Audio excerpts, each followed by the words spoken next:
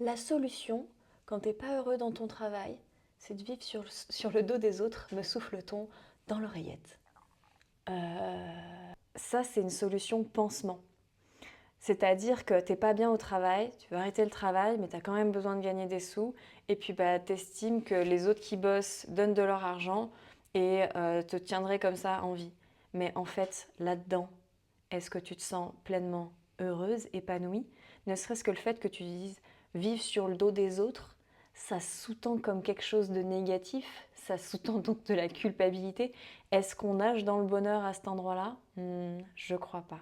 Alors, Jade, qu'est-ce que tu vois, toi, comme solution? À mon point de vue, il est temps de prendre ton propre pouvoir. C'est-à-dire prendre conscience que tu crées ta vie. Ah, je dis pas que c'est confortable, hein. Je dis pas que ça se fait en 30 secondes. Je dis pas que c'est facile et qu'il n'y a aucun défi.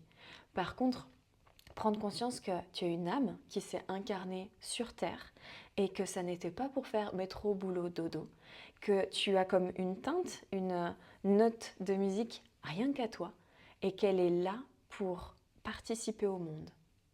Que ce que tu penses peut-être être complètement banal chez toi, eh bien il y a certaines personnes qui sont complètement en recherche de ça, que ça pourrait aider. Et à partir de cet endroit-là, te faire de plus en plus confiance, c'est-à-dire guérir certaines blessures qui t'empêchent de voir cette valeur, qui t'empêchent de participer au monde, qui t'empêchent en réalité de vraiment vivre. Parce que mon discours au-delà de tout ça, c'est vie, c'est même pas sois heureuse, c'est même pas sois épanouie, c'est vie vraiment. Parce que lorsque juste tu te retires du travail, alors on a besoin en tant qu'humain de se reconstruire, mais une fois que ça c'est fait, qu'est-ce qui se passe? Bien si on lui donnait du sens, bien si on lui donnait un peu plus de croustillant, si on avait un truc qui nous tenait aux tripes, alors on se lèverait le matin de bon cœur, alors on contribuerait de bon cœur. Moi, à l'heure actuelle, si j'avais assez d'argent et que je pouvais arrêter de travailler, je ferais moins, mais je ferais exactement la même chose que ce que je fais aujourd'hui. Parce que j'adore ça. Si c'est ce à quoi tu aspires, je t'invite à rejoindre l'événement Vocation. J'accompagne cette semaine, ça a commencé lundi, j'accompagne les femmes à trouver leur voie et cela gratuitement. C'est offert par l'école initiatique des métiers de cœur.